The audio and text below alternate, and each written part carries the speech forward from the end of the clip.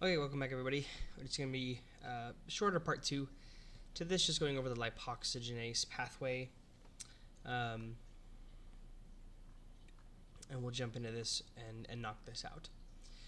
Just before the last video, we talked about the cyclooxygenase pathway, or the COX pathway. And remember the big thing that we specifically talked about was how we start with the arachidonic acid, and that arachidonic acid, we break it down to the point where it can actually go into our lipoxygenase or our cyclooxygenase system. The arachidonic acid that we get comes from our membrane phospholipids. So we eat essential fatty acids such as linoleate. Again, that will come back up. Linoleate or linoleic acid. There's another essential fatty acid as well that will come up in future classes that we'll talk about as well. There's two of those main essential fatty acids. Anyways, those get converted to arachidonic acid, and converting them to arachidonic acid, they then get put into our membranes. They get part of the membrane phospholipid, and then the phospholipases, such as A2 and C, will cut them and break them down to get us back to arachidonic acid, and then enter our cyclooxygenase or our lipoxygenase system. So we're going to be talking about the lipoxygenase at this point. So let me actually pull up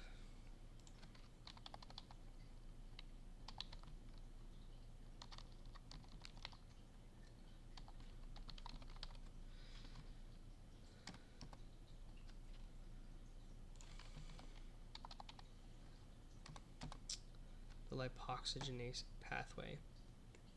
So everything that I have here is found in the book as well. This is just kind of a little bit more broken down.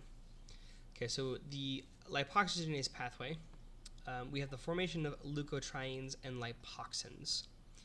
We really only talk about the leukotrienes though in this chapter. We don't really touch on the lipoxins or anything about them really, but they also do come from this pathway. So the arachidonic acid undergoes a different lipoxygenase reaction to give us the different leukotrienes. So lipoxygenases, they are dioxygenases that catalyze the formation of the corresponding hyperperoxides from polyunsaturated fatty acids such as linoleic acid and arachidonic acid. So basically it's going to add the double OH groups onto different parts of the molecule. Okay, so the arachidonic acid gets acted on by a lipoxygenase. So this is after we've already gotten the arachidonic acid out of the membrane thanks to those phospholipases. And we have that arachidonic acid. So the arachidonic acid gets acted on by the lipoxygenase, and we get what's called an HPETE. You can call it an HPET if you want. That is a hydroxyperoxy eicosanoid acid.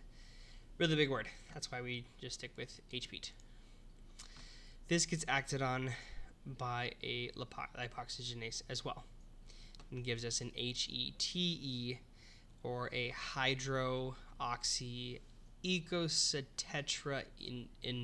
acid, or leukotriene A4. And so then you can keep undergoing reactions and form other leukotrienes from this. So here we have the membrane phospholipids. The phospholipase A2 gives us the arachidonic acid. Then we have lipoxygenase, which gives us our HPET. Then we have that other next enzyme, another lipoxygenase, to give us the LTA4, that leukotriene A.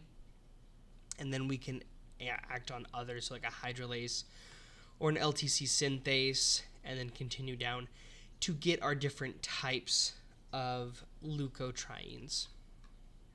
Okay, let's actually jump back into the book just so that we can make sure we get all this information. So the lipoxygenase pathway produces the leukotrienes, or the HETE, and lipoxins. Leukotrienes are first found in leukocytes. Leukocytes are our white blood cells, and they contain 3 conjugate double bonds. They're powerful biological signals, the leukotrienes are, such as leukotriene D4, which is produced from the leukotriene A4, just like we saw in this pathway right here, LTD4. And that LTD4 induces contraction of the muscle lining the airways to the lungs. Apologies, one moment.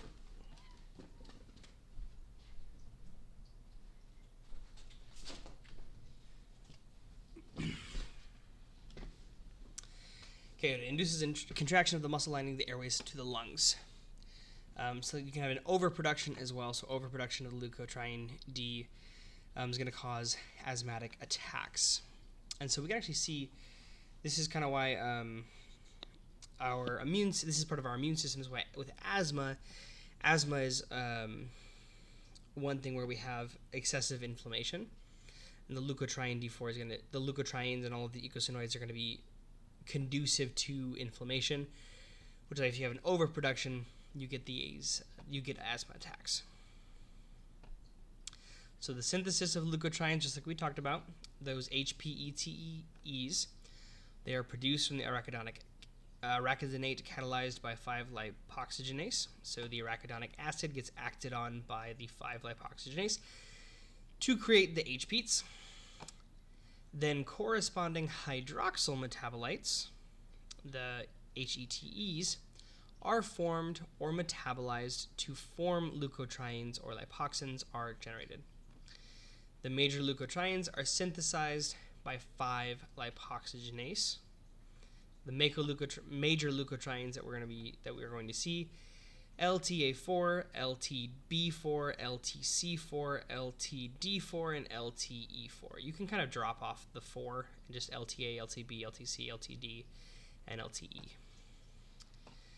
The 5-lipoxygenase, or LO, oxidizes free arachidonic acid to the 5-HPETE, just like we see here, which can be reduced by peroxidases to 5-HETE or dehydrated in a second 5-LO catalyzed reaction. So that's kind of, it has those two options. It can technically be dehydrated or reduced by peroxidases. Either way, so the dehydration of it actually is thanks to that second lipoxygenase, or it can also be reduced by a peroxidase enzyme. And it was through either pathway, it creates a chemically unstable leukotriene A4. This leukotriene A4, formed in this manner, is transferred to its cells expressing LTA4 hydrolase, also known as LTC synthase. So we see here, right here, hydrolase and the synthase. Real quick correction on that. These are not the same thing. The hydrolase is not the same thing as a synthase. It's going to be expressing one or the other. It's going to be expressing the hydrolase, or it's going to be expressing the synthase, and that will determine which path it continues down, as we can see here. Okay. So the hydrolase, specifically the hydrolase, is going to be used to perform LTB4, and the LTC4 synthase is going to produce the LTC4. So hydrolase matches up with LTB4. LTC4 synthase creates LTC4. So the LTC4 is a conjugated form of the leukotriene A4 with glutathione. The LTC4 can be further metabolized by sequential proteolytic hydrolysis to leukotriene D4. All this is saying, it's sequential proteolytic hydrolysis, is just saying with progressive hydrolysis. So continuing more hydrolysis reactions occurring, it can be broken down to leukotriene D4 and leukotriene E4. These three compounds are collectively termed cystenyl LTs or cis LTs. So these three, 1, 2, 3, are cis leukotrienes.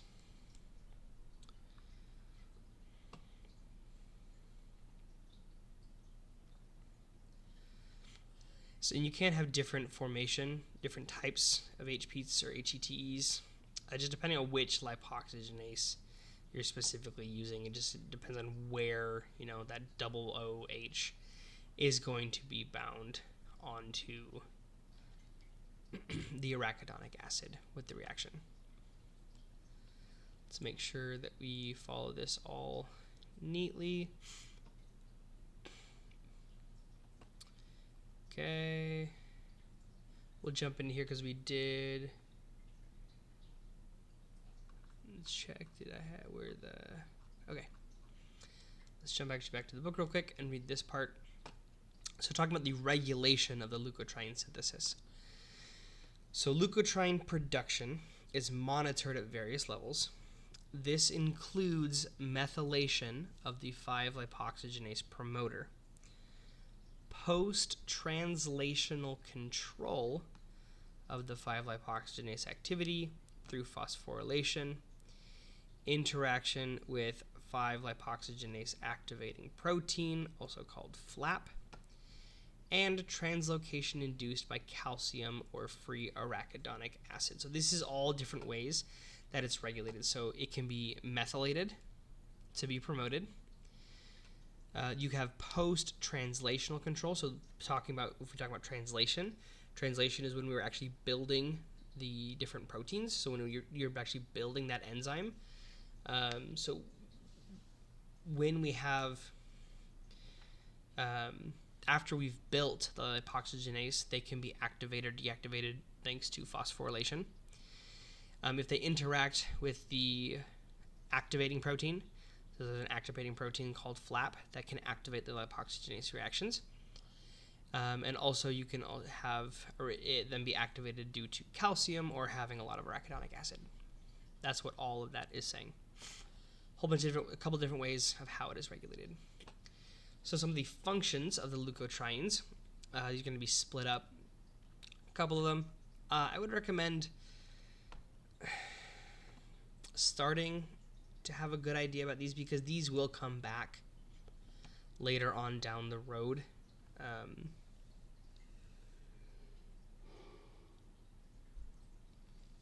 So it's good to start getting a general idea. If you can find a way even to remember a handful of these, like some of the really important ones, vascular permeability, T cell proliferation, and leukocyte aggregation. Those are three that I would really remember. That's key to differentiating the leukotrienes and their functions and their jobs. LTC and LTD, they are going to increase the bronchoconstriction, vascular permeability. INF, this is, let me make sure that I say it right.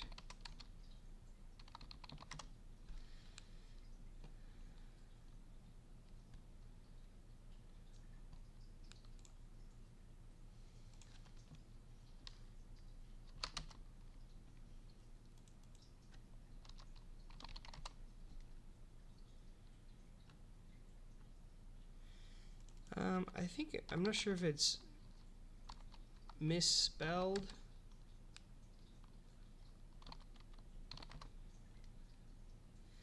I think it's supposed to be IFN. Yeah, I'm fairly sure it's supposed to be IFN. Because we have interferon gamma, also called immune or type 2 interferon. It's a cytokine involved in the regulation of nearly all phases of immune and inflammatory responses. I think it's just a typo. Or there's two ways to write it. It could probably be written either way.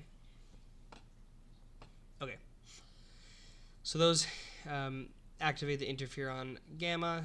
They also cause edema and smooth muscle contraction. So we think smooth muscle contraction. Earlier we talked about how eicosanoids play a role of inducing labor and stuff like that as well. Clinical correlates. Cystenyl leukotriene LT1 receptor antagonists are presently used to help control asthma symptoms, and drugs that interfere with leukotriene biosynthesis or actions are candidates for preventing cardiovascular disease. So being an antagonist meaning that it goes against it. So being a receptor antagonist means it clogs up those receptors and prevents the leukotrienes from binding. Remember those leukotrienes that we talked about? Where did we see that? In asthma.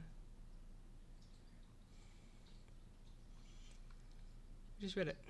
Yeah, the overproduction causes asthma attacks.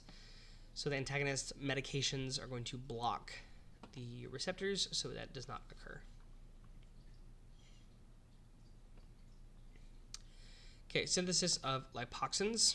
These are formed through the action of 15-lipoxygenase, followed by the action of 5-lipoxygenase on arachidonic acid. Finally, a trihydroxy derivative of arachidonic acid, known as lipoxins, are formed through a series of reduction processes. So we have the 15-lipoxygenase, 5-lipoxygenase, and the reduction reactions, and we get lipoxins. Functions of lipoxins: they induce chemotaxis, stimulate superoxide anion formation in the leukocytes.